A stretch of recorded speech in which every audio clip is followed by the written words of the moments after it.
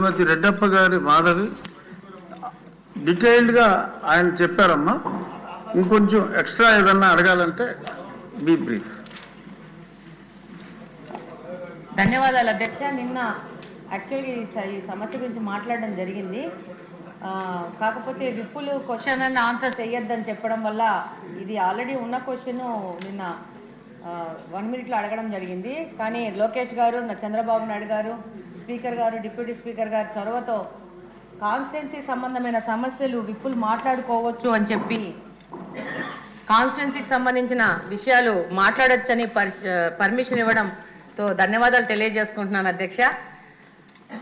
ఇది 2018లో నారా చంద్రబాబు నాయుడు గారు ఎస్సీలకి స్వయం ఉపాధి కింద స్వచ్ఛంద మిషన్ తో ఎస్సీ కార్పొరేషన్కు కేంద్ర సామాజిక న్యాయం మరియు సాధికారిక మంత్రిత్వ శాఖ కింద National Safai Karmachari Finance and Development Corporation కింద సబ్సిడీతో 25 కోట్ల రూపాయల విలువైన ఎక్విప్మెంట్ మరి రాష్ట్రమంతా ఇచ్చారో, మా కడపకైతే 25 కోట్ల రూపాయల ఎక్విప్మెంట్ రావడం జరిగింది.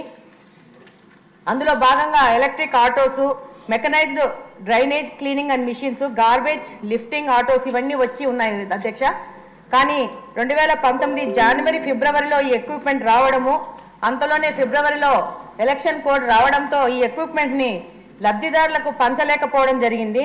ఆ తర్వాత 2019లో వైసీపీ గవర్నమెంట్ అధికారంలోకి వచ్చాక కంప్లీట్గా ఎస్సీల కోసం కేటాయించి వాళ్ళ స్వయం ఉపాధి కోసము ఇచ్చిన ఈ ఎక్విప్మెంట్ని నిర్లక్ష్యం చేసి నా ఎస్సీలు నా ఎస్టీలు అనుకునే ప్రతిపక్ష పార్టీ వాళ్ళు ఎస్సీలను పూర్తిగా నిర్లక్ష్యం చేసి ఈ యొక్క ఎక్విప్మెంట్ పంచకపోవడం వల్ల 5 సంవత్సరాల నుంచి ఈ ఎక్విప్మెంట్ అలాగనే 2 సంవత్సరాలు కలెక్టర్ ఆఫీస్లోనూ మళ్ళీ ఇప్పుడు మహిళా ప్రాంగణంలో ఇలా మొత్తం వాటిని చేర్చి దాదాపు 5 సంవత్సరాల నుంచి దొంగల మయం చేసి అందులోని ఇంజిన్లు కానీ ఎవరికి నచ్చిన సామాను వాళ్ళు దొంగలు ఎత్తుకుపోవడము, దొంగతనం జరగడం జరిగింది.